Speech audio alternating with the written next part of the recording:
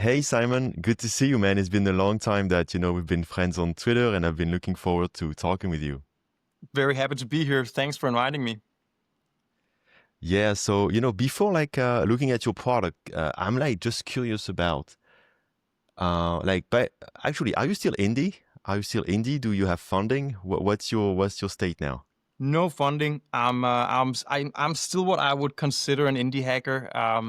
Yeah. Yeah. Okay, cool. Because that's quite like impressive, So I'd be curious to know, a bit more about your journey, like how because now you have, I guess, employees, people working for you, like you have like kind of like this whole thing that you built up yourself. So I like how did this all started? That's a good question. It actually all started back in 2021 when I was dabbling with my very first product. I have a background in software engineering, which is like I'm a completely self-taught engineer. And in 2021, this was before we had AI that could code for us. So being an engineer that could build stuff was a massive advantage at the time. Before I started doing SaaS, I was working for roughly 10 years or so as a freelancer. I started out way back doing simple WordPress, Shopify solutions for clients, and then slowly built up more and more skills in engineering and ended up doing more, can we say, complex software engineering using React and building in the cloud on AWS and so on. And at some Yeah. point, I took the leap and I canceled all my clients to start working on my own products. So you like had saved some money and then you switch completely, like you didn't do it on the side? Yes. Cool. How did you, because like I see a lot of debate on social media about should you keep your job? I cannot do it with a job or with even freelancing because I'm too intense when I work on something, I guess, and I cannot switch easily. So how was it for you? Um, when I launched my first product, Hive, a social media management tool, I canceled my clients more or less as soon as I saw some people paying for it. I think that Hive had $300 MRR or something like that when I canceled all Yeah. my clients with my all contracts with my current clients and jumped on board full And time. how did it feel to do that? How It did it was feel? it was thrilling, and I want to add to it that I not only did I do that, but I had so big confidence in what I was doing with this product that I went out and I hired a full team. There were Oh my people God. that were influencers also on Twitter at the time and were in my network. And over the course of the next 3 months, I spent around $50,000 paying for this team, and my product Oh, barely moved. After 3 months, I think I was doing 2,000 MRR. And after 3 months, I had to basically fire that whole team again, saying like, oh my I'm God. so sorry. I was completely overconfident in what I could pull off. This whole thing took way longer than I had thought. And then I kept building solo for the next um, 1.5 years or so before finally breaking even on that initial loss. And in those 1.5 years, it was agonizing because every day I got up and thought like, yeah, I'm probably gonna go back doing consulting because this is not going anywhere. And I had some savings to run on, but if that Yeah. had not been the case, it would have just been a really big waste of money. But Yeah. I fortunately, hear worked you. out in this case. I hear you. When I did my previous startup, Logology, I started jumping in, left my job. After 3 months, I'm like, I'm not gonna make it. Like, once you realize how hard it is. And then thankfully I had some savings too, so that was okay. But wow, yeah, interesting story. So I'm trying to do a new thing with this new LaunchDay batch. And can you like kind of like briefly pitch your story and product, how you got there, how you got your product, and what you've made here and what you're presenting? Absolutely. Yeah, so as you just mentioned, we've probably known each other from all the way back since like 2022, something like that. And this was when I was launching my first SaaS product, Hive, which is a social media management tool. This tool has come a long way. It's now turned into more of a AI automation tool in the social media space. And in the past 4 years, I've been building out a small portfolio of SaaS products that all fit into one sort of united ecosystem. They're all products that are meant for founders and small businesses. A year after I launched Hive, I launched my next product called LinkDrip, which is a link shortening and automation tool. And then I acquired a small, kind of like a mini Canva tool, a small graphics tool called TinyKiwi. And then the year after that, I launched my latest product, which is an AI support tool called 8base. And so now I'm sitting on a portfolio of 4 products, all tailored to work well for founders and small businesses. And I've bundled all of these into one big bundled offer I call FounderStack, which is actually a lifetime deal. So that's the whole thing has become one big product, but it's really 4 different SaaS tools in the bundle. Okay, I see. So it's one big product of like all the tools you built in the past few years, basically That's dedicated. Is there Hive in this? Hive is in like this. Yes, everything. Okay, lifetime deal of everything. Wow, so that's quite big. that's Okay, right. awesome. Cool. So I guess now people have a bit more of an idea of what you do. So that's awesome. I just want to maybe bounce back a little to Hive, because that's how I really met you at the beginning. I remember, it was very like tweet scheduling tool, and you went beyond tweets, but scheduling tools, a few years ago, it was big. And like the first thing I think when I think of you is like how pissed off you were at Elon Musk after he bought, X, and he killed the API. And I remember what happened when, so there was you, there was Tony Den, who was doing Black Magic, there was Yannick from Hype Fury, there was like all of these people doing tools, and also smaller indie makers. I remember someone who was just like a very young guy, maybe even a teenager. He has started making $500 a month with his app, and the API prices increase, which went from basically zero to like, I don't know, 40K a month price for an API. So that killed a lot of projects. So can you tell us a bit about this? Because that was kind of like that's like an interesting time when you're like building, and it's like such a challenging thing. So I think that's like interesting thing to talk about. Absolutely. And there is no doubt that this was the biggest crisis in the history of me building products.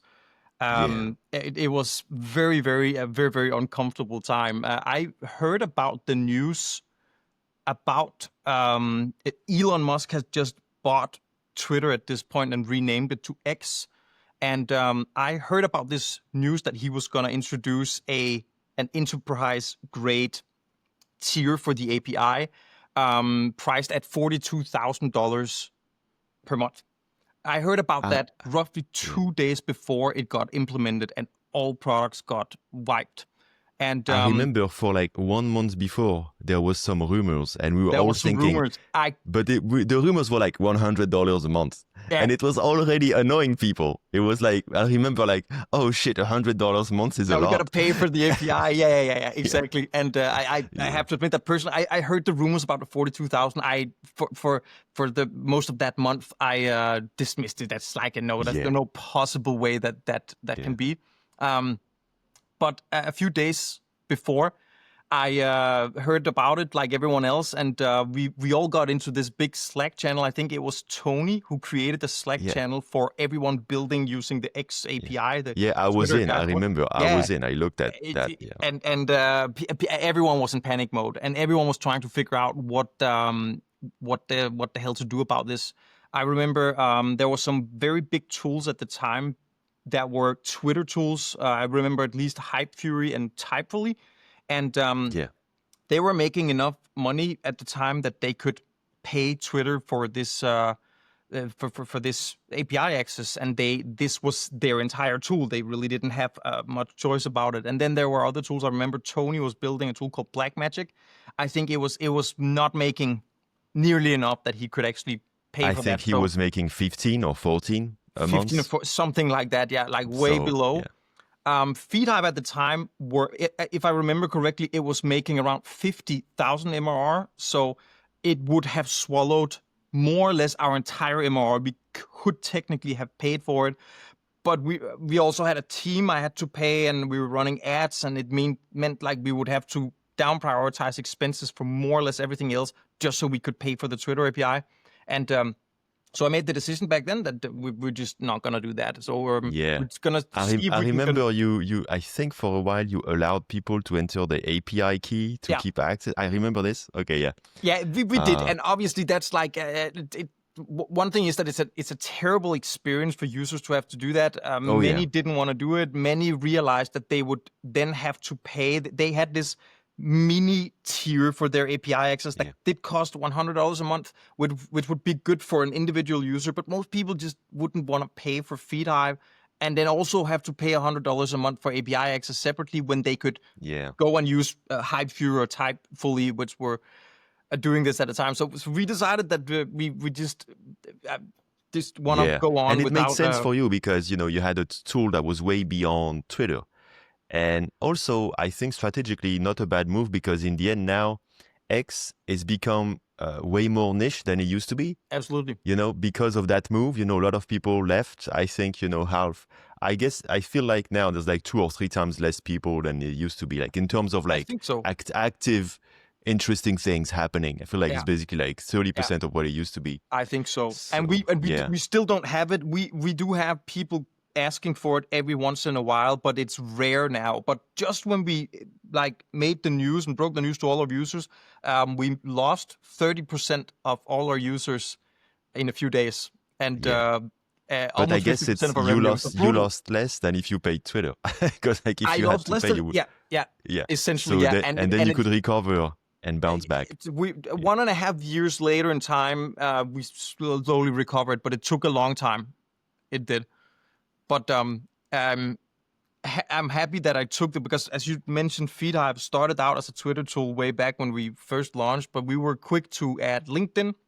Then we were quick to add Instagram, and before we sort of knew it, it was becoming a social media tool for all major platforms. And lucky we did that, otherwise we would have been in a pickle when this whole thing happened. You know what I appreciate, because I used Hive for a while when I was trying to be on multiple platforms. Now I'm just like taking a bit less, focus on social media. So I'm just like using X for fun a lot and like engagement, but like in a way that's more chill.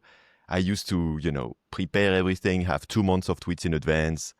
But I remember trying Hive and really appreciating how like you could do everything, but it wasn't too much, it wasn't overwhelming. Like I remember trying to put memes on TikTok and Instagram and Threads and Twitter at the same time and YouTube Shorts, and it was working. It was just working. And that was like quite awesome because when you look at all these other tools, like if you want to and there's Buffer, the big incumbent, the big one is Buffer, but Buffer, I mean, last time I tried, to be honest, I tried it before Hive because it was free, but like it's so clumsy, and it's so slow.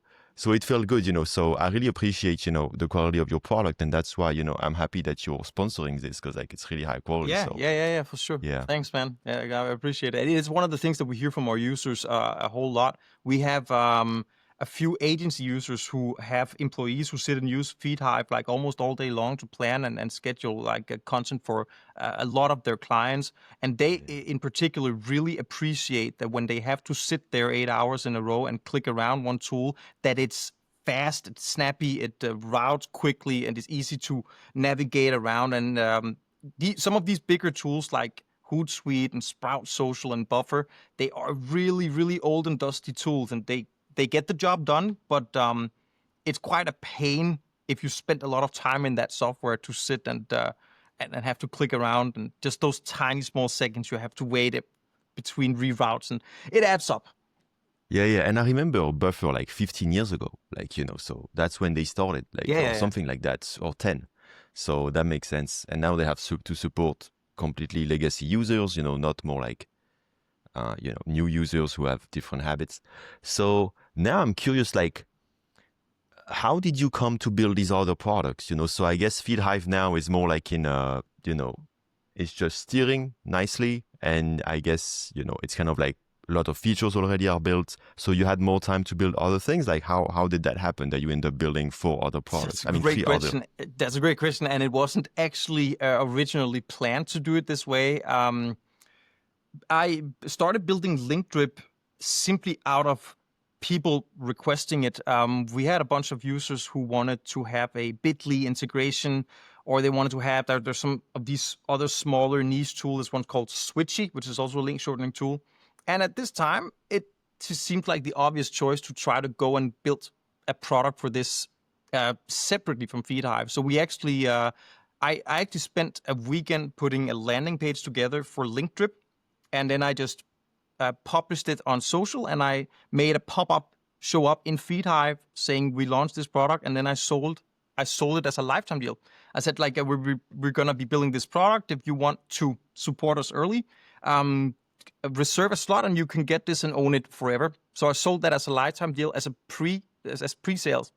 And within a month or so, I think we had made around $75,000 just from pre-selling this. And at this time, I had spent a weekend building a landing page for it. So it was sort of like the classical validation by pre-sales. Yeah. And after that, I had this was slightly pre-AI. So we couldn't use AI to code a whole lot, but now I had money to go on Upwork and find more developers to actually build out this product. And then there we go. We had LinkDrip. And then wait, I'm just gonna. What's interesting is you had distribution from Hive, so you didn't start from scratch. I think that's very interesting. Like once you have a product, and I remember Mitro was talking about this from screenshot 1 from the last LaunchDay first batch. And like he wants to build another product that's kind of like related, like using the same base. And that makes me think of that, for him, it was like same technical base, different audience. And for you, it's more like same audience, different technical base. But I feel like, when you're not big, you don't have huge funding.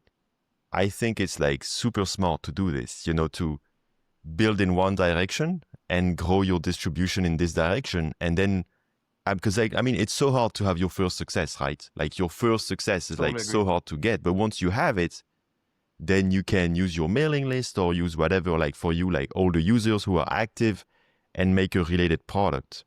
So I totally agree. And I also think now I sort of rolled into building a portfolio of SaaS products, but there are other founders that do the same levels, Peter Levels as one good example. There's John Rush and a few others in this space that do this. Thibaut, the guy that built Tweet Hunter, and then myself, we were all building portfolios of SaaS products, and I think that there are people who are new on social media, new to indie hacking, that don't have an audience yet, that think that this is the way they have to do it.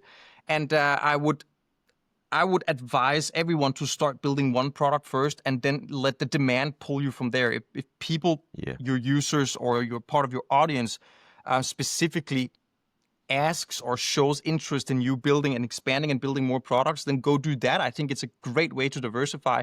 But I think that there's a tendency that everyone's looking at these portfolio builders and thinking that this is the way to build products nowadays. I don't necessarily agree with that. Yeah, there's two different ways. Like the examples you give, there's like a portfolio, but it's based on their audience.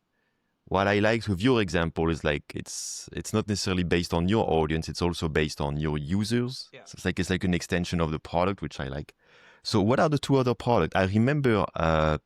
It's Tiny Kiwi. I remember that also. Yes. So what are the 2 last products, if you can quickly, talk about it? But the two last tool is Tiny Kiwi. We were a little bit late to integrate Canva into our tools. This is something that all social media tools did at the time. They have like Canva show up inside their tool, and then you can create graphics, and then it integrates into your tool. Canva closed down for this option just before we got on board, so that sucked a bit. Can you show us a little bit? Can you show us? Because I realize I'm not sure exactly. Yeah, sure. Let me see if I can. Let me see if I can just share my screen here. Yeah.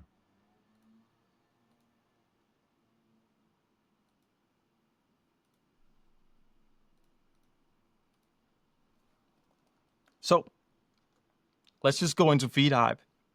I was just gonna get loading here.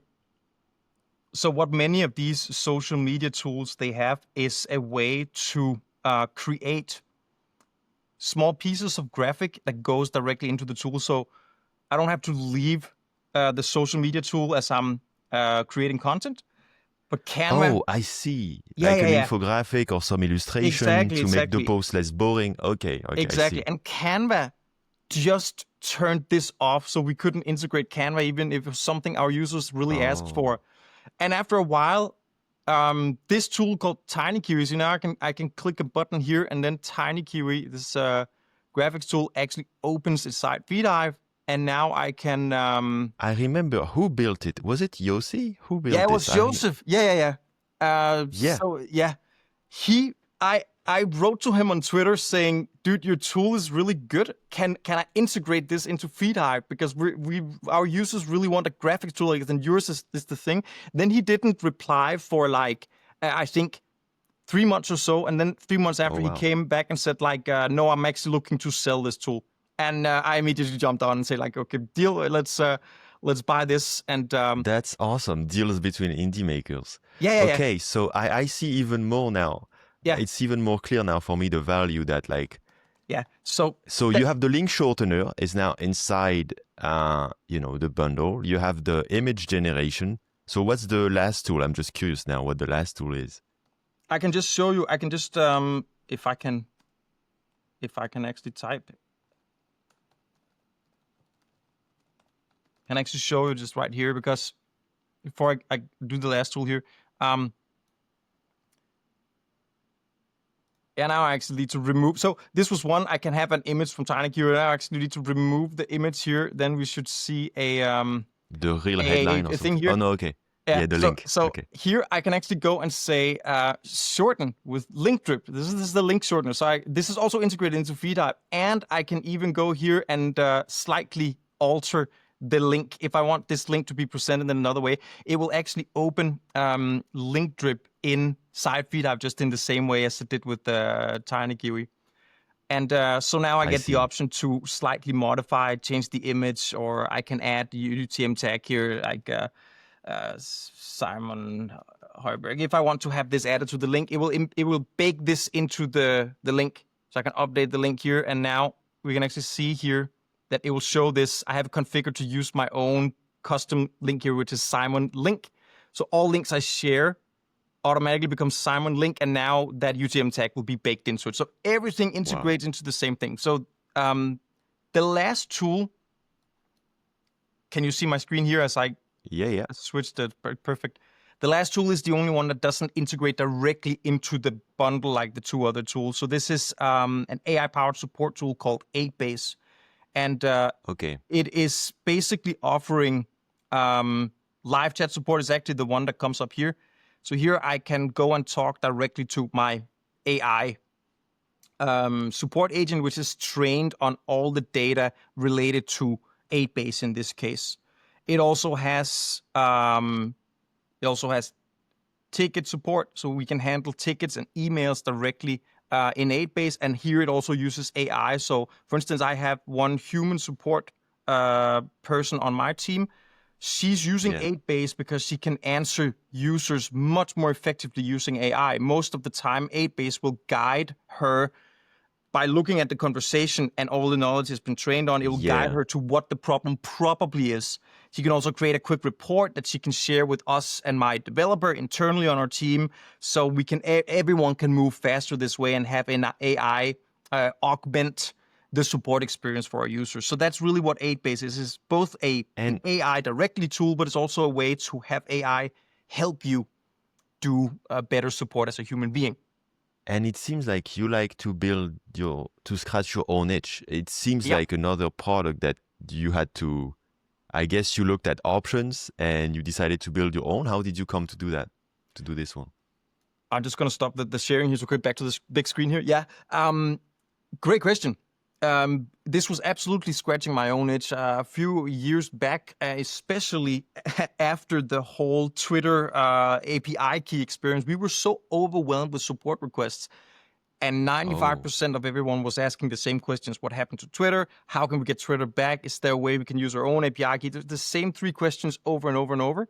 And at this point, it just made sense that we wouldn't have a human being to sit and do the absolutely super tedious work of replying the same thing over and over and over.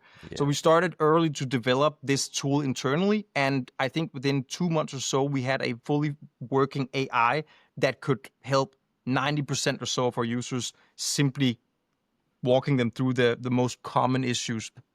And I realized that this was possibly a great value for our users. And at the same time, there were a few products like SiteGPT and Chatbase and some Yeah, I of these remember. tools. I think their Chatbase is really, really doing well. I believe SiteGPT is also still doing pretty well today. There's clearly a demand for this. So it made, again, sense to roll this and help other users, help other founders who were in the same situation as me, running a small, lean team, self-serve product, and want to have a users have a good experience with getting help as fast as possible Yeah. without necessarily having to wait for our completely understaffed at the time support team. And now I just have a question about the lifetime deal, because and not just relate to LaunchDay, but it's always a lifetime deal, right? It's always like, it's the way you sell it. Yes, you can go and get a subscription on each of these individual tools if that suits you better. But you can also go to founderstack.pro and then you get the whole bundle. So you can't pick each tool individually with Yeah. FounderStack. So you buy the whole bundle of 4 tools, and we actually have 2 upcoming tools. I'm going to launch 2 more SaaS products this year. And if you buy the bundle today, you will automatically get these 2 tools once they Okay, launch. cool. So you Okay. pre-buy access to these 2 upcoming tools as well. Yeah. What's interesting to me is, did you notice that it's easier to sell lifetime deals than subscriptions? Because I've seen like kind of like a lot of people doing that now. And I think like it's a new, I guess, people are tired of subscriptions and everything. So what was, because you're like building usual SaaS products, like with subscriptions. So how did you reach that stage of like, and how is it working out? Like, what do you think of lifetime deals now? Well, worth saying, I did actually sell Hive as a lifetime deal on AppSumo years ago, just after we launched. So I had some experience with that there. And I did sell access to LinkDrip as a lifetime deal pre-sale. So I've done this before, FounderStack as well. Yeah. I think there is obviously a lot of people objecting against the idea of lifetime deals, and I understand the reasoning. It's a little bit dangerous selling something that you need to support with ongoing costs for a lifetime purchase.